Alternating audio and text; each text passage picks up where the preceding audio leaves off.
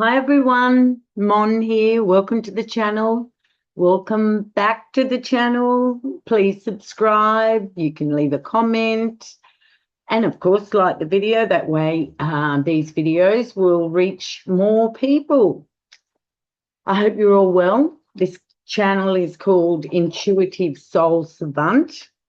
I have another channel called Soul Savant. All those details are in the description box, as well as my contact details if you'd like a consultation with myself.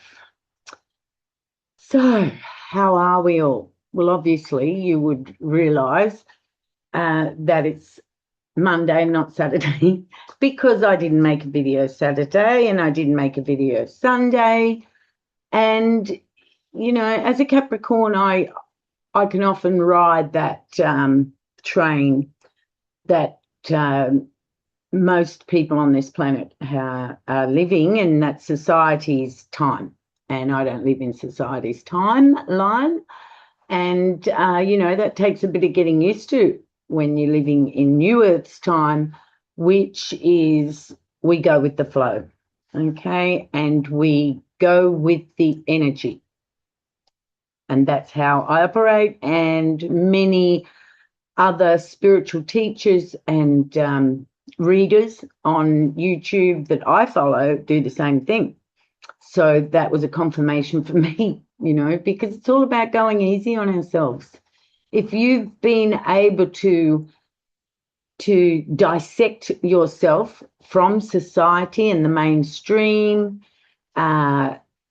you know, you will understand. It can be done.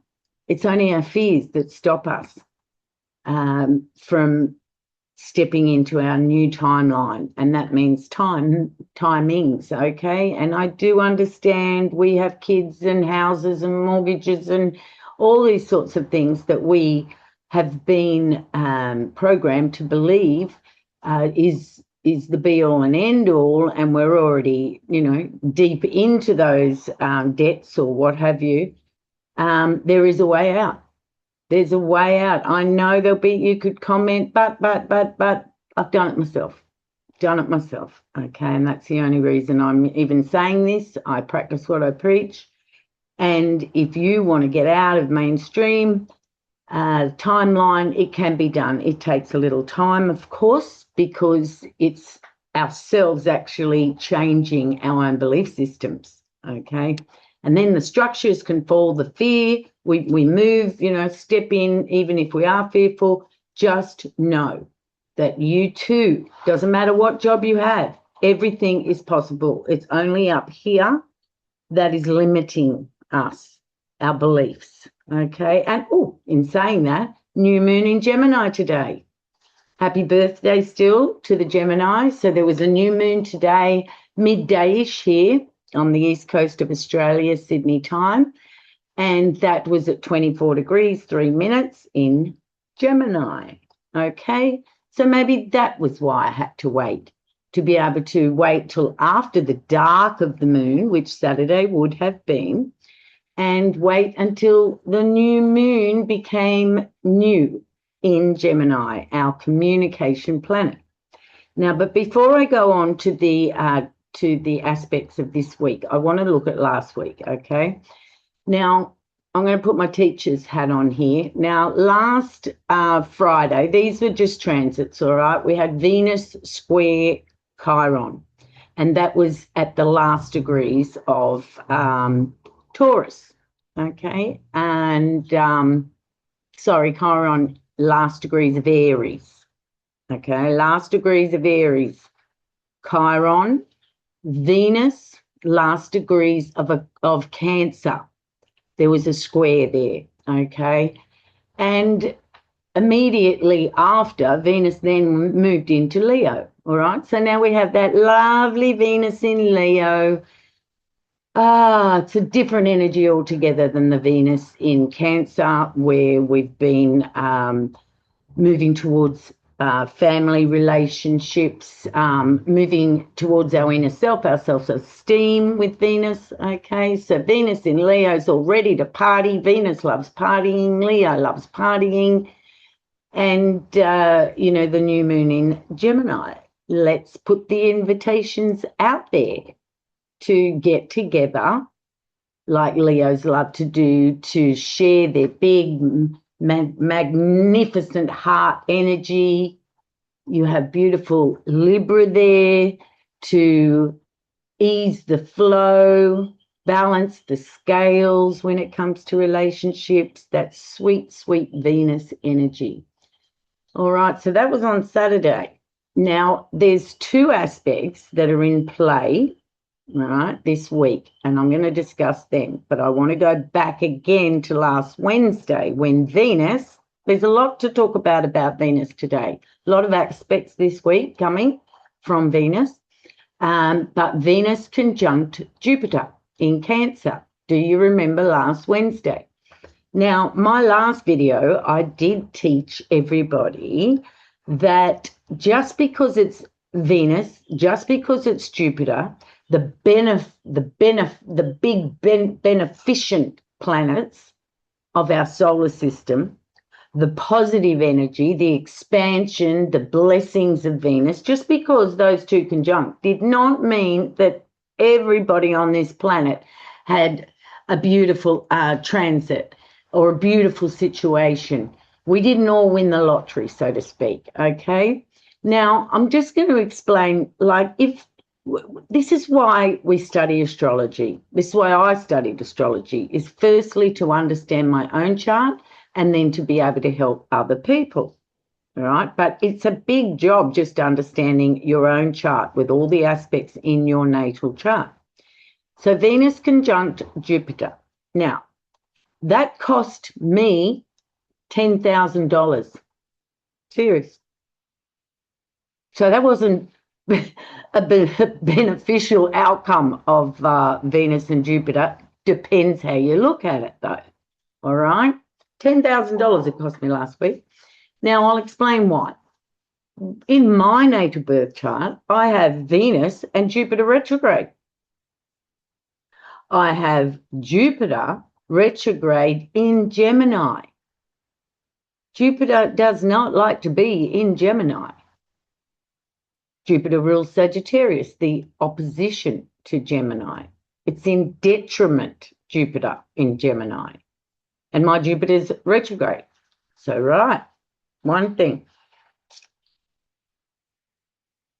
It cost me a lot of money because I was quoted that money a couple of years ago for my teeth. And my teeth have, as I'm a Capricorn, I have paid out on my teeth a deposit for a home. Hence, I don't have a home. I've been paying out on my teeth since I was 7 years of age. Well, from 16 years on, my parents sort of copped the bill before that. So Venus is all about how we look and our beauty, isn't it? Well, 2 years ago, I was quoted. I thought, I live week to week, you know. I don't have that money. I applied for a loan. And because the documents were taking too long to upload, I thought that was a sign. So I went, okay, I'll try and save the money. But a filling came out of one of those teeth that needs to be fixed this last week. So I had to go and get that loan, and now I'm obligated for the next 4 years. But I will be getting new teeth. I'll be getting a new Hollywood smile in November. So how do we, Venus conjunct Jupiter cost me a shitload of money, but I'll look better at the end of the year. Okay, but think about that. So every time Venus and Jupiter make a beautiful aspect to anything, I'm always aware I have a Venus retrograde in my chart. Yes, it's now forward in the progress chart. I have Jupiter retrograde in Gemini in its detriment.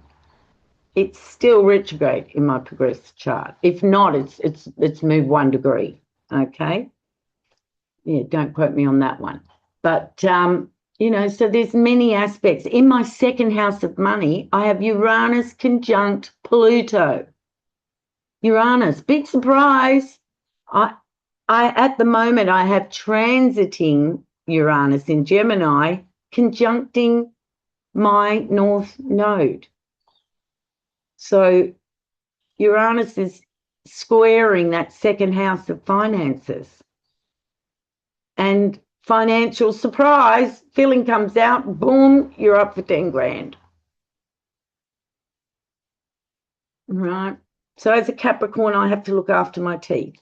I get it. Right? I get astrology because of that. Capricorn rules the bones and the teeth, the structures of our body and our society and the structures on planet Earth until they can be influenced enough to fall down, okay, which is happening in these times and after Pluto transited Capricorn, right? So as astrologers, we learn the theory, but we really understand astrology from our life's experiences. It's there in your chart. So I wasn't shocked. Oh, yes, Uranus tried to surprise me. I was disappointed, but, Uranus surprising me like that, surprise. And that's how I describe Uranus. So, lesson there, everybody. Yes, we have the theory of astrology, but it depends on our charts and the aspects of our charts. All right. So that's still in play, just subtly, that Venus conjunct Jupiter. All right. I'd love to hear how that went down for you guys, if you noticed anything. All right. So we'll leave the past there, other than to say that all of this month of June, from the 3rd to the 30th, Uranus is squaring the nodes. Transiting Uranus in Gemini is squaring the North and the South node in Pisces North node, the Virgo South node. All right, so that's there too in my chart, my money house, okay? The other thing about the second house too that I'll add is about self-esteem. Venus rules self-esteem. When I was born, retrograde Venus, I had any self-esteem I was born with was just bashed out of me, okay? So it's all in our charts. Now, this is a big one, right? This is a big one, this Uranus square the nodes, because it doesn't happen often. It happens every 8-9 years, okay? 2018 was the last time that Uranus squared the nodes. And Uranus makes stuff change and therefore consequences of those changes. That's why, Uranus stands with Saturn, consequences, co-ruling Aquarius. Otherwise, Aquarius would have no grounding. It would be just change, whereas Saturn grounds those changes and sees if the structures will fit. But before it gets to see whether the structures fit or don't fit, it just creates change, lightning change, left field change, surprise change. Doesn't matter how smart you think you are. It can throw something from left field, Uranus. So it's squaring the nodes, which is our karma and our fate. As a collective, yes, you have the nodes in your own chart, like I explained I have, right? And I will let you know what happens when Uranus conjuncts my north node at 3 degrees, 30 minutes, 3 seconds. I'll let you know. Something has to happen, wouldn't you think? It's in orb now. Uranus is, 2 degrees, 55 minutes. No, yes, Uranus is 2 degrees, 55 minutes. So I've got, 5 minutes for Uranus to move to actually that exact conjunction of my north node. I will let you know how that pans out. Maybe that's panning out in a bigger system, which is right now.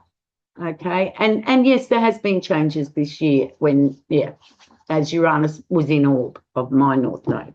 But let's get back to the general nodes, the Pisces, Virgo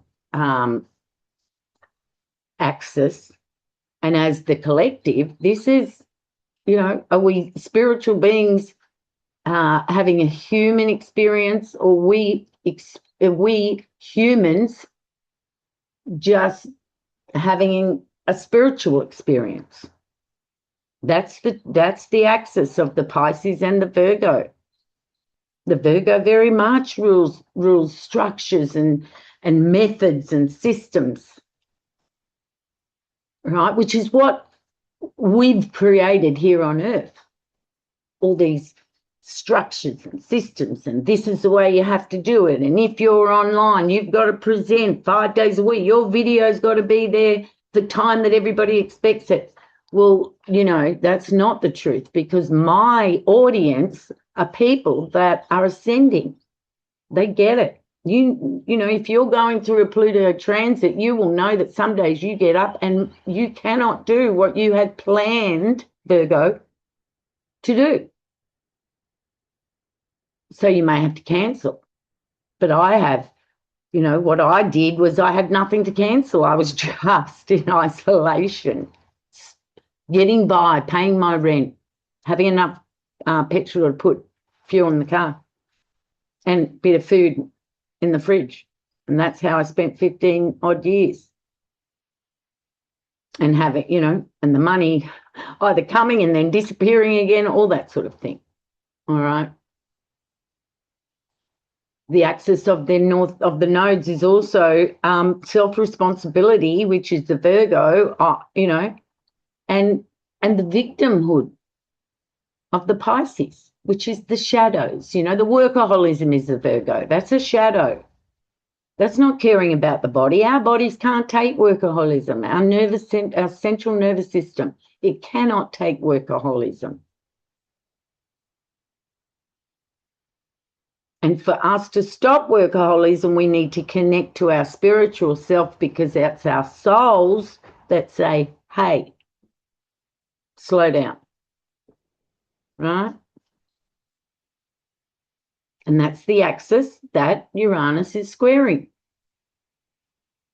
And, you know, we've got Pluto in Aquarius around those degrees. We've got Neptune around those degrees. We've discussed this over and over. And then Jupiter will come into play in July and head towards that 4 degrees. I've made that video. I'll pop it in to the comments box, that 4 degrees video.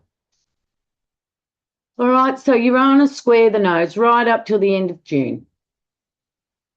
And on the same day, you know, that it's sort of finishing, you've got Neptune's sextiling Pluto. Now, they're outer planets, so it's a slow process, that business. That won't just jump out at you to see. That will evolve over a slow period of time, the Neptune sextiles Pluto. And as I said, how many times did I count that's going to happen into the 2030s? 15 times or something like that. Neptune's going to sextile Pluto. So these are slow changes. This is humanity stepping into a new Earth. Slow changes. Neptune sextiles Pluto will be exact on the 25th of June. But that's not this week. That's next week, the exact. But, you know, we have Uranus very active at the moment. Very, very active. And then when those nodes move into the Leo Aquarius axis, Uranus is going to sextile the nodes, but they'll be in different signs.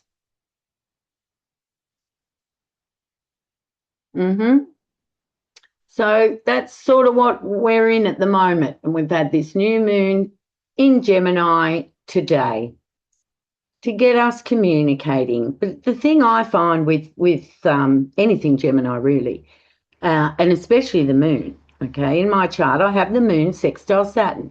Terrible, terrible aspect to have in your personal natal chart. Yeah. Every time there's a new moon, full moon, or something from the moon, I feel it. Oh, I feel it, and it's quite uncomfortable because it's emotional energy, and Saturn doesn't do emotional energy. It's facts, structures. Icy cold planet, that's Saturn. So the moon is our fluidity, our receptive side, our emotional body, the feminine principle. So when it's in Gemini, which is cerebral and thinking, we've got to be careful that we're not thinking negatively, which trigger those emotions. Anybody that's done any meditation, who's mastered the mind, slowed the mind right down so they actually the master of the mind can see the thoughts as they're being thunk, knows that it's the thoughts that create emotional energy within the body. Thinking negatively, thinking about past wounds will trigger that same feeling again.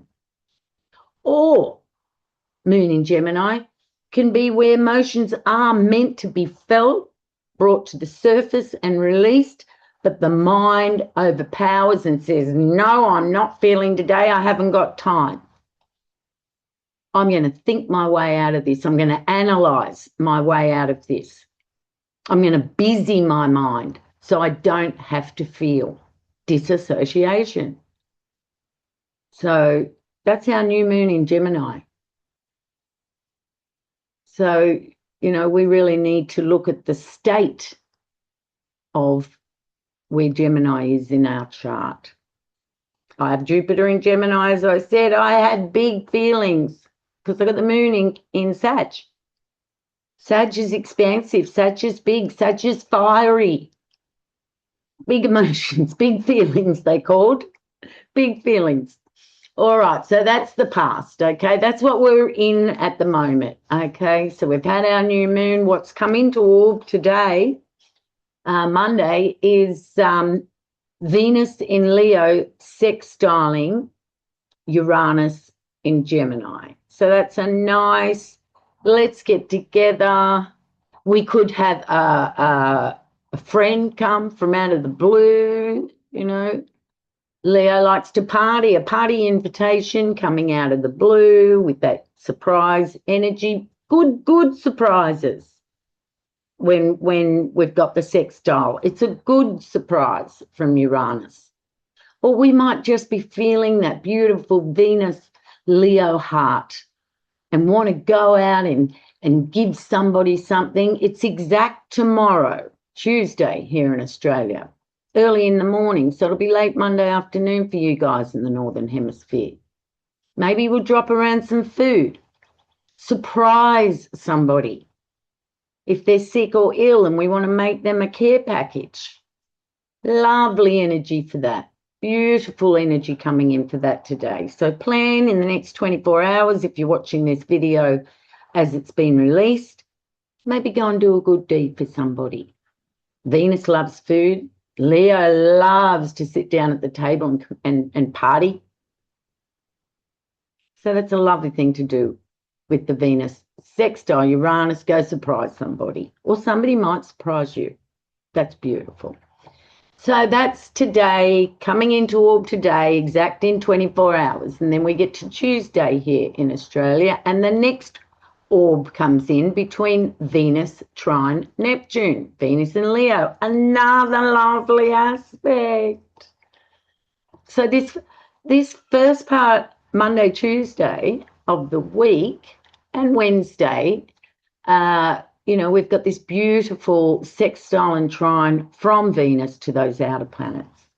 Venus, you know, the traits that I talked about with the Neptune in the Aries is we might do something for our own selves, right? Venus in Leo, yes, going and helping out other people, but when it trines the Neptune in Aries, maybe we go do a meditation class, a yoga class, do something lovely for ourselves. Leo likes to flex its muscles, likes to exercise, do those sorts of things. Exercise isn't out of the picture. Aries loves to do exercise. So these are lovely early week energies to share our love, Venus and Leo, with others and surprise them, or them surprise us, or the next day to be doing same for ourselves, right? So Wednesday, that Venus trine Neptune is exact in the afternoon here, so that'll be early morning Wednesday for you guys in the Northern Hemisphere. Now, on Wednesday, the same day that Venus trines Neptune exact, Venus, the orb of the energy comes in for Venus oppose that retrograde Pluto at 5 degrees and 7 minutes, right? So that lovely Venus energy in Leo may be running around, handing everybody red, beautiful roses, and forget a group of people. Or Venus and Leo may get so selfish from looking after themselves from the Venus trine Neptune aspect that they forget their community and helping their community. No, I'm too busy today. That's the opposition. No one wins. It's a tug of war. No one wins with the opposition. It's inner conflict. So in that 4-degree video, if you've got any of these planets around the 4 degrees of the fixed signs, okay, you've got the Venus opposing Pluto on whatever it is you've got in your chart in Leo and Aquarius. All right, so don't get too selfish with the Venus trine Neptune. You know, Neptune's about spirituality. So, you know, connect with that higher self and be led by the light. Yeah? And that is Wednesday. The orb comes in on the Wednesday. And it's exact on Thursday. Early in the morning here, late Wednesday evening for you Northern Hemisphere guys. Okay, Pluto's retrograding. Back to that 4 degrees at the moment, 5 degrees. It's all in orb. It's all happening. We're living in it now. We are living in it now. So on the Thursday, Venus opposed retrograde Pluto, as I've just said, the orb comes in for Mercury in Cancer, sextiling Mars in Taurus. Okay, now Mars is the last personal planet following up behind the others. Venus is the first personal planet into Leo. At the end of this week, we have the Sun go into Cancer, okay? And then that'll be there all of July. Mercury will go into Leo. All right, so Mercury's in Cancer, sextiling Mars. They're around the 22, 23 degrees mark, okay? So we're still thinking about our inner selves, our family, our comfort, our safety and security, especially with Mars and Taurus. It's a sextile, okay? So Thursday, as that aspect energy comes in, the Mercury sextile Mars, right, security. We could take some action on our personal home security. We're thinking about it, right? So if you're thinking about it, you've got Mars there to help action it. Something to do with the family in a good way, in a positive aspect, in a blessing aspect. We have that energy to play with on the Thursday and the Friday and the Saturday as well. Okay, so there's no aspects here in East Coast Australia on the Friday, but we've got the orb, right, of Mercury and Mars sextiling. And on the Saturday, early in the morning, which will be Friday, Northern Hemisphere, it'll be exact. Mercury sextile Mars, right? So we start off the week. It's a beautiful week to be blessing everybody and ourselves. Taking action to bless everybody and ourselves, because underlying all of this, we've got Uranus squaring the nodes. And those nodes have only got 2 to 3 degrees of this axis of Pisces and Virgo. And we won't see that axis activated for another 9 years. So we're on the last little bit of the energy, right?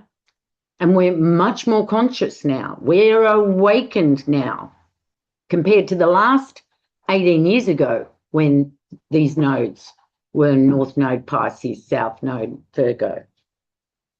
Okay, so it's a beautiful week. Bless others, surprise ourselves. Help our families. Take action towards our comfort and security. Because with the Sun moving into Cancer, we're going to feel inside. That Cancer house is going to be lit up and we're going to be feeling it within the shell of the crab. Surrounding our family or not. So Saturday, Mercury in Cancer, sextiles Mars in Taurus. 22 to 23 degrees. And that day as well, Chiron moves into Taurus just for a touch and a taste of what that energy is going to be about. Security, I just said it, Taurus. The wounding of, you know, with Neptune and Saturn in Aries, of where we haven't thought about what makes us feel secure, what makes us feel grounded. Where have we been, you know, not looking after ourselves in that area because there's been either an ancestral wound there, spending all our money. All right, but it's only a taste. It's only a taste. And we'll discuss, obviously, lots more about Chiron in Taurus.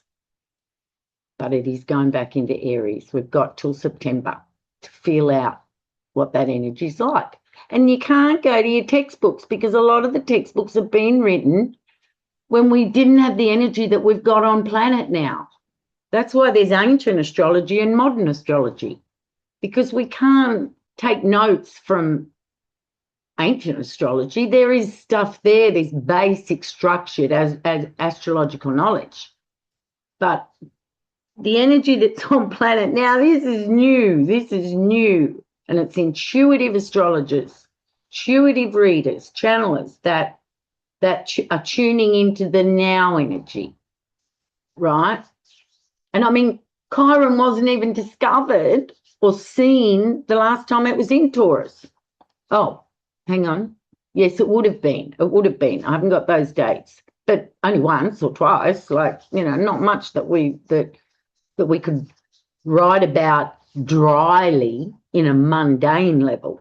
You know, I try not to be in that mundane level, trying to channel the energies now on planet as an ascended being and as an ascended collective.